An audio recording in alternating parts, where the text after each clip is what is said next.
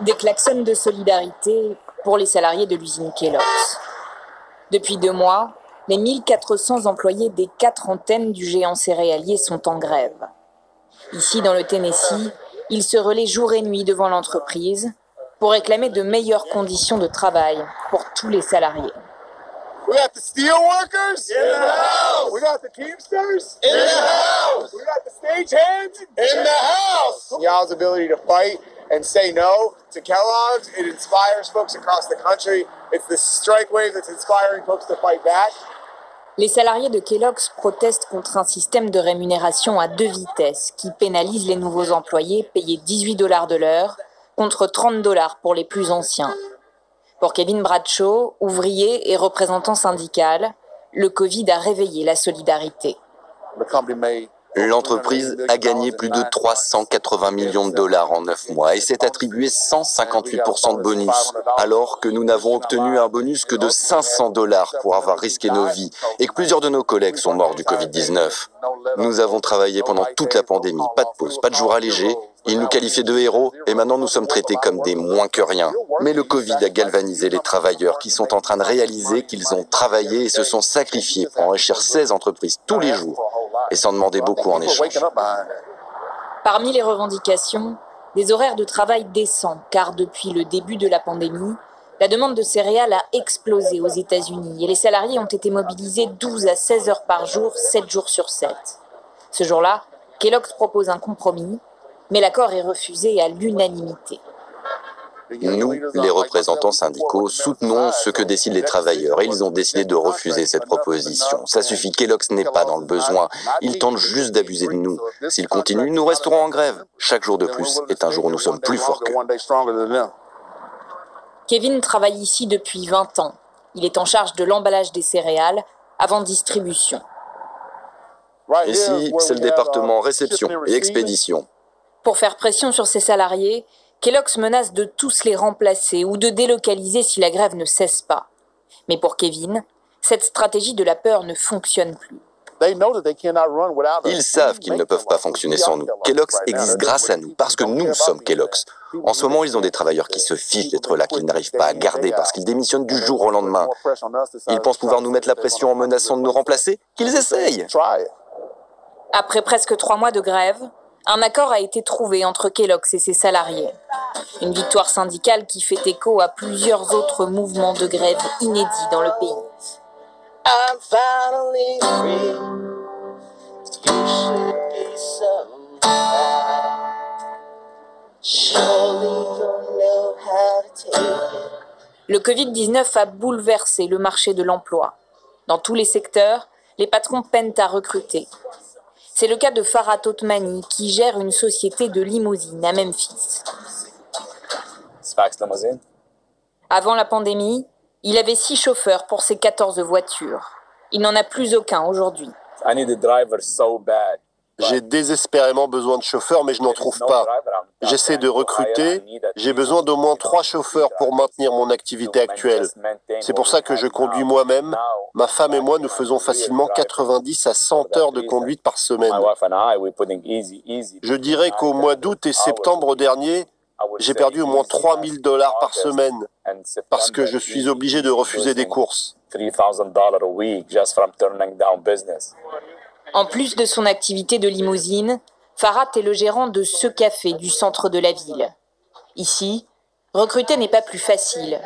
L'établissement fonctionne grâce à une seule serveuse et au patron lui-même. J'aurais jamais imaginé préparer moi-même les boissons.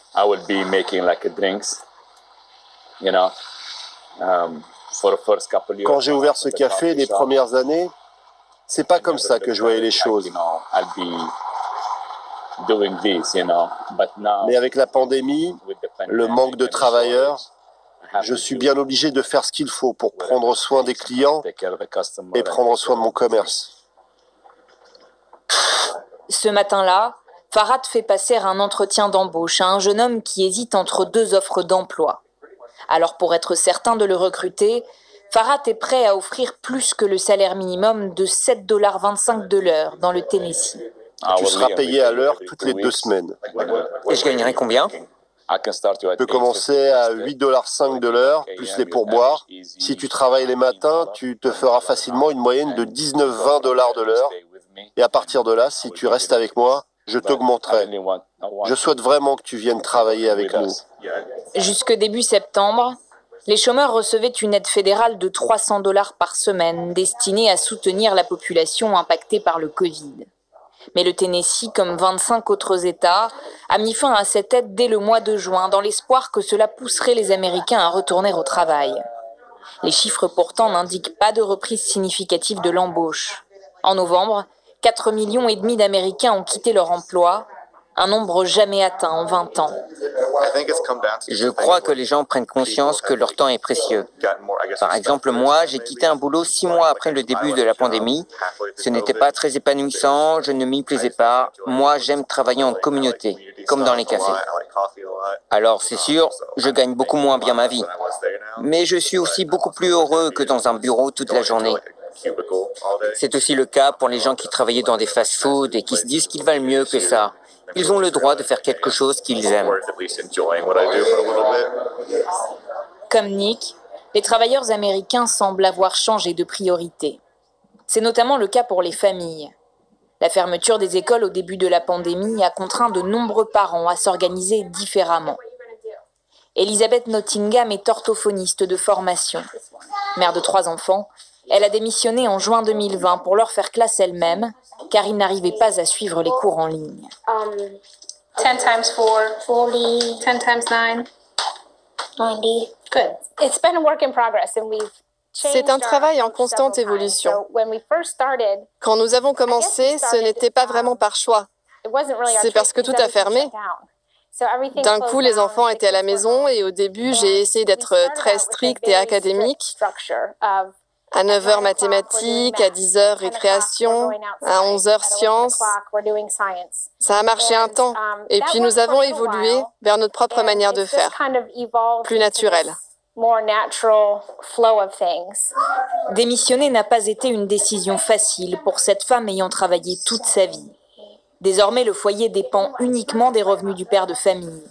Mais le couple a décidé ensemble de continuer ce système éducatif malgré la réouverture des établissements, privilégiant ainsi le bien-être au confort financier. Continuer l'école à la maison cette année était la bonne décision pour nous. Ça nous permet d'avoir le contrôle. Tout est encore tellement incertain. On ne sait pas si les écoles vont à nouveau fermer et recommencer l'enseignement en ligne. Et puis avant le Covid, nous étions une famille très occupée. Nous courions partout, les enfants étaient dans le bus à 7h30 du matin. Nous nous dépêchions d'aller au bureau, puis de rentrer à la maison pour faire les devoirs, les leçons de sport, le dîner. Nous avons ralenti le rythme et la priorité est vraiment devenue la santé et la sécurité de nos enfants et de notre famille. Nous ne pouvons pas revenir à la façon dont nous vivions avant. Un point de vue partagé par les enfants d'Elisabeth, qui ne veulent pas retourner à l'école publique. J'aime la flexibilité que permet l'école à la maison. Certains jours, je ne fais rien si je n'en ai pas envie. Et d'autres jours, je travaille beaucoup.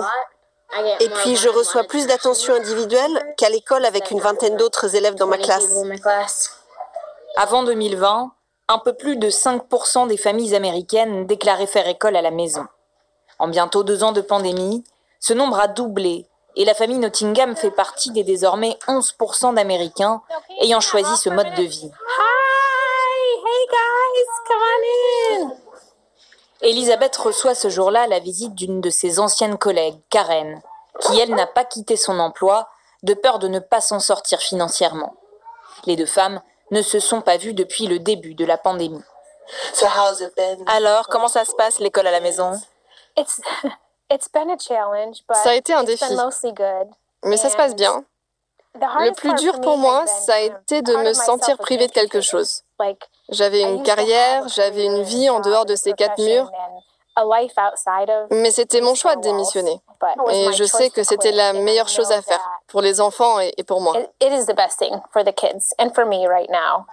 Elisabeth n'est pas la seule à avoir quitté son poste. 8 de ses anciens collègues ont quitté le cabinet médical au cours des derniers mois et font eux aussi partie de la grande démission. Beaucoup de gens sont partis, et pour des raisons compréhensibles. Mais je n'ai jamais vu autant de personnes démissionner qu'au cours des 2 dernières années. Tout le monde aime notre entreprise. Nous avons vraiment un bon environnement de travail. Et pourtant, je sais que tout le monde pense à démissionner. Bien sûr, j'ai pensé à reprendre mon travail. J'ai aussi eu quelques offres d'emploi, mais je ne peux pas y retourner. C'est difficile à expliquer. Je ne peux pas. C'est tout mon état d'esprit qui a changé. Mais une fois qu'on a goûté cette liberté, c'est inimaginable de penser travailler pour quelqu'un d'autre. En décembre, 6,3 millions d'Américains étaient sans emploi, alors que plus de 10 millions de postes sont à pourvoir dans le pays. Des chiffres qui révèlent un rapport au travail profondément transformé dans une Amérique pourtant très capitaliste. À Memphis, nous retrouvons les grévistes de Kellogg's. Pour Kevin Bradshaw, la grande démission est la preuve que les travailleurs ont enfin conscience de leurs valeurs.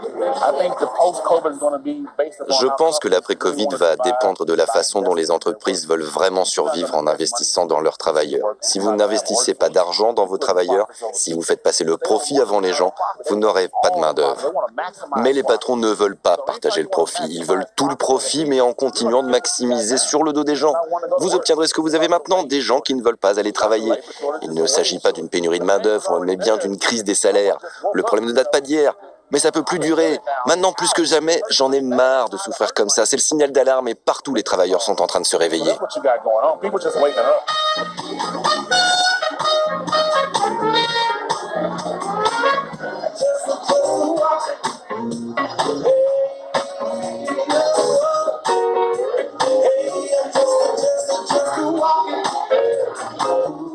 Pour la première fois dans l'histoire des États-Unis, le rapport de force est inversé entre patrons et salariés.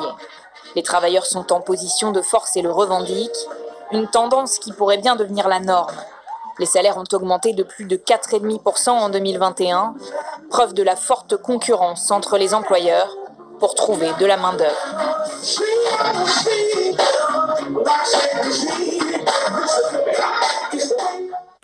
Voilà pour cette... de passer plus de temps en famille tout en étant aussi productifs. D'autres ont tout simplement réalisé qu'ils n'étaient pas épanouis dans leur emploi et ont décidé de changer de carrière. Et puis enfin, beaucoup de travailleurs ne veulent plus accepter d'heures supplémentaires sans être payés davantage. Et le contexte de pénurie de travailleurs, cette grande démission qui fait l'objet du reportage, eh bien, leur donne un moyen de pression inédit pour demander des augmentations de salaire. Donc si vous voulez, le rapport de force est en quelque sorte inversé.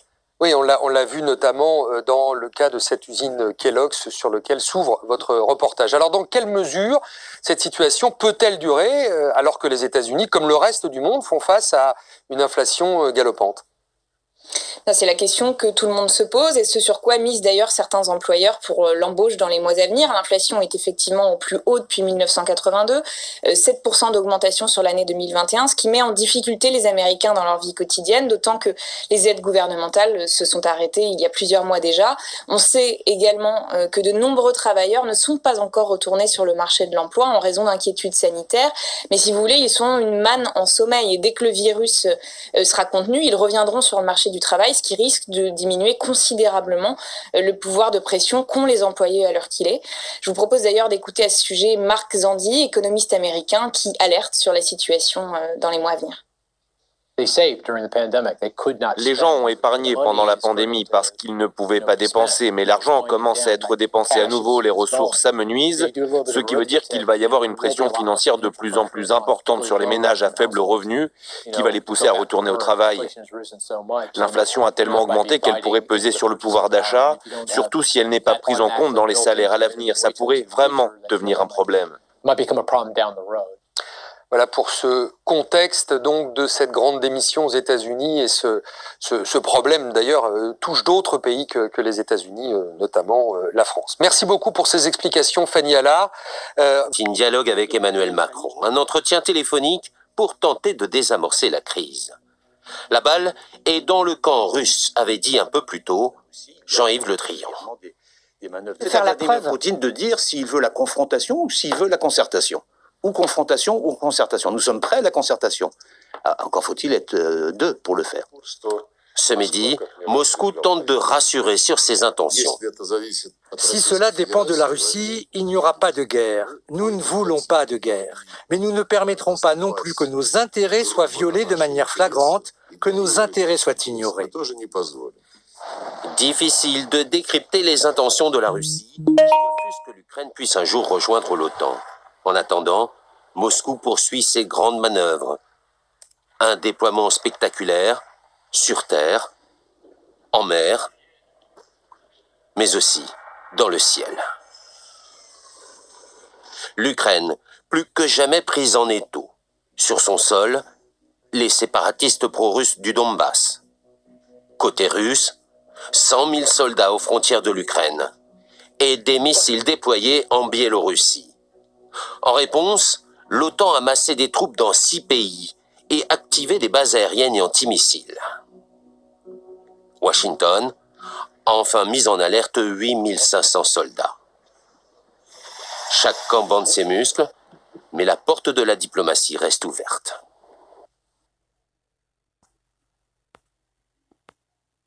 Ont envoyé des navires et des avions de combat pour renforcer leur défense en Europe de l'Est.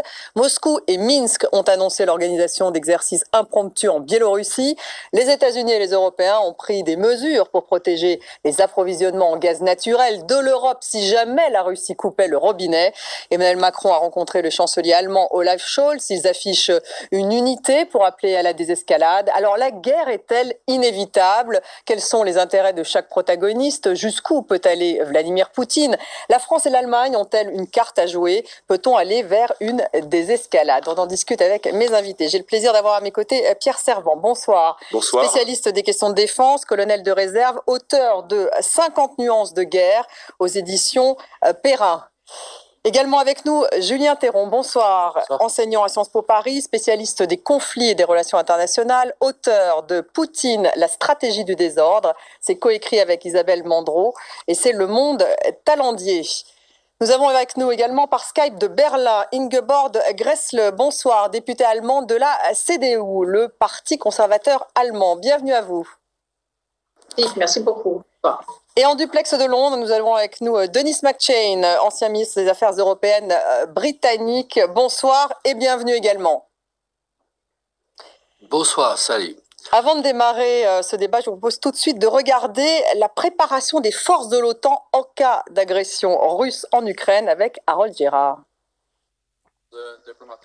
L'OTAN montre ses muscles. Un renforcement annoncé des capacités militaires en Europe de l'Est avec un objectif, dissuader la Russie d'intervenir en Ukraine. Nous projetons de renforcer notre présence en Europe de l'Est, et cela pour inclure le déploiement d'encore plus de soldats de l'OTAN. Ces déploiements sont proportionnés et adaptés à nos engagements internationaux. Ils renforcent la sécurité de l'Europe pour nous tous. L'OTAN compte environ 4000 soldats déployés en Pologne et dans les pays baltes, mais aussi des chars d'assaut, des défenses aériennes et des unités de renseignement et de surveillance. Face à la Russie qui continue d'encercler l'Ukraine, les membres de l'OTAN accentuent la pression. Le Danemark envoie des avions de combat en Lituanie. L'Espagne envoie, elle, 4 avions et 3 navires en mer Noire. Les Pays-Bas enverront 2 avions de combat à la Bulgarie. L'Estonie, la Lituanie et la Lettonie déplacent des missiles anti-chars et anti-aériens en Ukraine. La France, quant à elle, est prête à envoyer des troupes en Roumanie. De leur côté, les autorités américaines confirment que 8500 soldats sont en état d'alerte. Ce n'est pas parce que nous sommes prêts et engagés dans le processus et la voie de la diplomatie et du dialogue que nous ne nous préparons pas à la défense et à la dissuasion. Nous faisons les deux en même temps, précisément parce que nous sommes prêts à faire face au choix de Vladimir Poutine, quel qu'il soit. La Russie, elle, a condamné ce renforcement militaire qu'elle juge responsable de l'escalade dans la région. Aucune sortie de crise en vue pour le moment, même si les discussions se poursuivent. Emmanuel Macron doit notamment s'entretenir avec Vladimir Poutine dans les prochains jours. Julien Théron, vous avez écrit un article dans lequel, parce que vous rentrez tout juste d'Ukraine, dans lequel vous expliquez tous les scénarios possibles d'une guerre russe en Ukraine, et vous dites que ça serait plutôt par l'Est ou par le Sud qu'on pourrait envisager une attaque russe militaire en Ukraine.